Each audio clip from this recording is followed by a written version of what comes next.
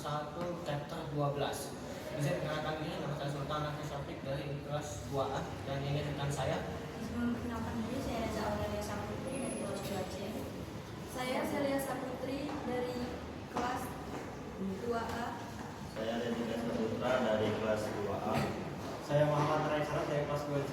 Saya Muhammad Fawaz Mujibur Kamal dari kelas 2A. Saya Muhammad Alman Fakih dari kelas 2C. Berikut untuk materi 12 IPv 4 isu atau masalah IPv 4. Bagian 12.1 ini tentang IPv6. IPv 4 memiliki keterbatasan jumlah alamat sebab menggunakan alamat 32 bit yang sering bertambahnya perangkat yang memungkinkan membuat alamat IPv 4 menjadi angka. Alasan diperlukan IPv 6 adalah adanya kehabisan alamat IPv 4 Ini pakai AI deh. mungkin efisien, konfigurasi yang mudah dan keamanan baik. 12.1.2 IPv 4 dan IPv 6 coexistence. Karena IPv 4 masih digunakan, transisi IPv 6 gak bisa dilakukan sekaligus dengan menggunakan metode coexistency, yaitu dua step menjalankan IPv 4 dan 6 secara bersamaan. Tonally, paket IPv 6 dikirim melalui jaringan IPv 4 translation, menerjemahkan komunikasi IPv 4 dan IPv 6. Materi 12.2 IPv 6 address representasi. 12.2.1 IPv 6 address yang pertama. IPv 6 menggunakan alamat 128 bit yang ditulis dalam 8 blok heksadesimal dipisahkan tanda titik 2. 12.22 rule 1 omit leading 0. 0 di depan satu blok boleh dihilangkan dengan aturan hanya 0 di depan blok yang boleh dihapus jika blok sebelumnya 0 cukup ditulis satu angka 0. Contohnya adalah 0 di 8 menjadi di 8. 12.32 2 double colon atau 2 double tanda titik 2. Beberapa blok 0 yang berupa dapat disingkat jadi tanda titik 2 secara bentuk 2 kali. Misalnya aja 0 3 kali disingkat menjadi 2 tanda titik 2. Dengan aturan hanya satu kali digunakan dalam alamat IPv6 untuk simbol tersebut dan digunakan untuk gantikan satu atau lebih blok yang semuanya berbeda. Selanjutnya akan dijelaskan oleh teman saya. Selanjutnya kita akan masuk ke tipe IP versi 6. IP versi 6 meningkatkan efisien dengan menggantikan unicast menjadi metode komunikasi yang lebih terarah. Unicast komunikasi satu ke satu, pengiriman satu ke satu, penerimaan spesifik. Multicast komunikasi satu ke banyak, dan unicast komunikasi satu ke terdekat. Selanjutnya kita masuk ke suku dasar panjang awal 2.3.2. Definisi prefiksi linguistik ditulis dengan menentukan jumlah bit yang berfungsi sebagai jaringan standar. Umumnya penggunaan slice 64 yang membagi 128 bit alamat IP versi 6 menjadi dua bagian sama besar. 64 bit pertama network prefix atau identitas jaringan, yang kedua yaitu identitas perangkat atau host. Masuk ke 12.3.3 sampai 12.3.7. Alamat unicast dikategorikan berdasarkan lingkungan penggunaan, jenis alamat atau lingkungan penggunaan. Global unicast, interglobal atau publik. Unique lokal yaitu internal private internal. Link lokal atau LLA yaitu segmen jaringan saja. Global Unicast Address GUA, alamat publik yang dapat diretur di internet dari global routing. Unique local address, alamat pribadi untuk komunikasi internal organisasi. Link local address, alamat wajib yang dibuat otomatis saat IP versi 6 aktif digunakan untuk komunikasi antara perangkat dalam segmen kabel yang sama dan tidak dengan melewati router. Selanjutnya itu GUA adalah alamat rumah lengkap, memiliki detail nama jaringan, nomor dan kota kurir dari manapun di dunia bisa mengirim paket langsung ke rumah Anda melalui internet. LLA adalah panggilan nama seperti berteriak halo kepada teman yang berdiri di samping Anda di ruangan yang sama. Panggilannya hanya efektif jika kalian berada satu ruangan dan tidak akan terdengar oleh orang di luar keuangan. Sekian dari saya, selanjutnya akan dilanjutkan oleh 11.4 Konfigurasi Global Unicast Address adalah alamat yang bersifat unik secara global dan dapat digunakan untuk komunikasi antar jaringan melalui internet. Global Unicast Address memiliki fungsi yang sama seperti alamat IP publik pada IPv4. Konfigurasi Global Unicast statis pada host Windows. Selain router, komputer, atau host juga dapat dikonfigurasi menggunakan alamat IPv4 secara manual. Konfigurasi yang diperlukan meliputi alamat IPv4, panjang prefix, dan default gateway. Default gateway biasanya mengarah ke interface router yang berada pada jaringan yang sama. Dengan konfigurasi ini, host dapat berkomunikasi dengan perangkat lain baik dalam jaringan lokal maupun jaringan yang berbeda. Konfigurasi link local address adalah alamat IPv6 yang digunakan untuk komunikasi dalam satu segmen jaringan atau satu subnet. Alamat ini tidak dapat dirutekan ke jaringan lain. Lalu paket tracer konfigurasi.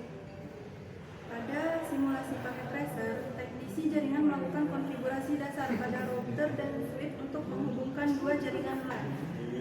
Terus proses konfigurasi meliputi pemberian nama perangkat, pengaturan password, konfigurasi alamat IPv6 pada interface, serta pengujian konektivitas. Setelah konfigurasi selesai, dilakukan verifikasi menggunakan perintah Cisco dan pengujian ping untuk memastikan seluruh perangkat dapat saling berkomunikasi. Sekian dari saya, akan dilanjutkan oleh teman saya.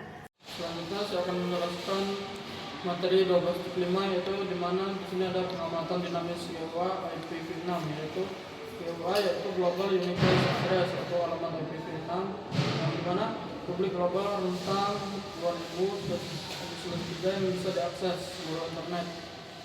Dan metode pembagian ada metode yaitu metode pembagian otomatis, yang di mana yang pertama ada slash router prefix, panjang prefix lewat pesan RA. Dan yang kedua ada host alamat sendiri prefix 64 bit, IDE antarmuka 64 bit, pakai EUI 64 MB atau acak tanpa server di HTTP/v6. Yang kedua ada slash DHCPV tanpa status, yang dimana tetap pakai slash untuk buat alamat IP server DHCPV6, hanya kirim info tambahan DNS, NTP, nama domain, dan tidak mengelola alamat IP. Selanjutnya kita akan masuk ke bagian 12.6 tentang Dynamic Addressing for IPv6 LLAS. Nah, di sini masuk ke bagian 12.6.1 tentang Dynamic Addressing for IPv6 LLAS, yaitu di mana ini wajib ada setiap interface IPv6 harus memiliki link local address atau LLA. Nah, fungsinya itu untuk berkomunikasi antar perangkat dalam satu jaringan yang sama. Lalu sifatnya tidak bisa dirutekan atau non-routable ke internet atau jaringan lain. Nah, ciri khasnya itu selalu diawali dengan prefix seperti FE80.22 Lalu masuk ke 12.6.2 tentang cara PC membuat LLA secara otomatis. Nah, perangkat klien seperti PC membuat 64 bit terakhir alamatnya atau internet ID lewat dua cara, yaitu yang pertama ada EUI 64 menggunakan MAC address fisik perangkat, lalu menyisipkan kode FFE.2FE di tengahnya. Lalu randomly generate diacak secara otomatis oleh OS seperti Windows demi alasan keamanan privasi agar MAC address asli tidak terlacak. Masuk ke bagian 12.6.3 tentang LLA dinamis pada router Cisco, di mana secara bawaan atau default router Cisco otomatis membuat LLA menggunakan metode EUI 64. Kelemahannya, alamat yang dihasilkan otomatis secara sangat panjang dan juga acak. Lalu hal ini menyulitkan teknisi karena LLA router ini harus dijadikan default gateway oleh komputer klien. Masuk ke 12.6.4 tentang konfigurasi LLA statis atau manual, yang dimana solusi terbaik itu mengubah LLA router secara manual agar singkat dan mudah untuk diingat. Nah, di sini juga keuntungannya mempermudah pengaturan default gateway pada klien dan juga mempercepat proses perbaikan. Masuk ke poin yang terakhir yaitu 12.6.5 tentang verifikasi konfigurasi IPv6. di mana 3 perintah utama untuk mengecek apakah IPv6 dan LLA itu sudah berjalan dengan benar. Yang pertama itu show IPv6 interface brief, yang dimana untuk melihat ringkasan status interface dan juga alamat IPv6-nya. Lalu yang kedua show IPv6 untuk yang memeriksa tabel rute perjalanan data IPv6. Yang terakhir ada ping, menguji konektivitas langsung antar perangkat. Materi selanjutnya akan diucapkan oleh kawan saya. Mereka menjadi 12.7.1 yaitu ASN IPv6 multicast address atau alamat multicast yang ditugaskan. Alamat multicast IPv6 adalah alamat yang digunakan untuk mengirimkan paket data ke kelompok perangkat sekaligus. Bukan cuma satu perangkat, jika semua alamat IPv6 multicast selalu dimulai dengan prefix.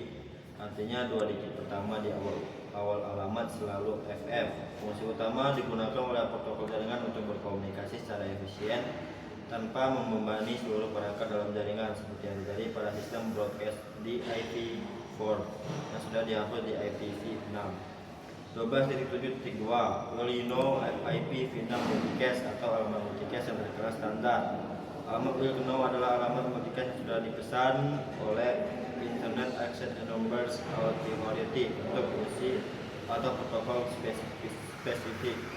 Alamat ini menggunakan prefix yang berarti hanya beredar di dalam satu jaringan lokal saja.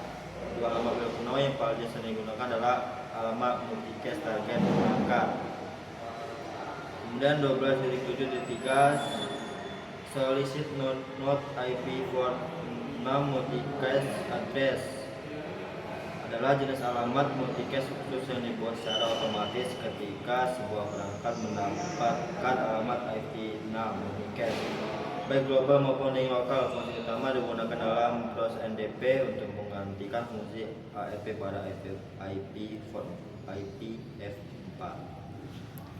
Di sini saya akan menjelaskan 12.8 yaitu subnet IPv6 network. Subnetting IPv6 adalah proses membagi jaringan IPv6 menjadi beberapa jaringan yang lebih kecil agar lebih mudah dikelola. Tujuannya adalah mempermudah pengelolaan jaringan, meningkatkan efisiensi routing, dan memisahkan jaringan berdasarkan kebutuhan. Prefix yang umum digunakan yaitu /48 untuk jaringan utama dan /64 untuk subnet untuk LAN. Kelebihan IPv6 ini adalah jumlah alamat sangat banyak, tidak memerlukan NAT, mendukung konfigurasi otomatis dan routing lebih efisien. Kesimpulannya adalah subnetting IPv6 digunakan untuk membagi jaringan besar menjadi subnet yang lebih kecil, sehingga pengelolaan dan komunikasi jaringan menjadi lebih mudah dan efisien. Sekian presentasi dari kami. Mohon maaf bila ada kesalahan dalam mengucapkan maupun dalam menjelaskan presentasi kami. Kami akhiri. Wassalamualaikum.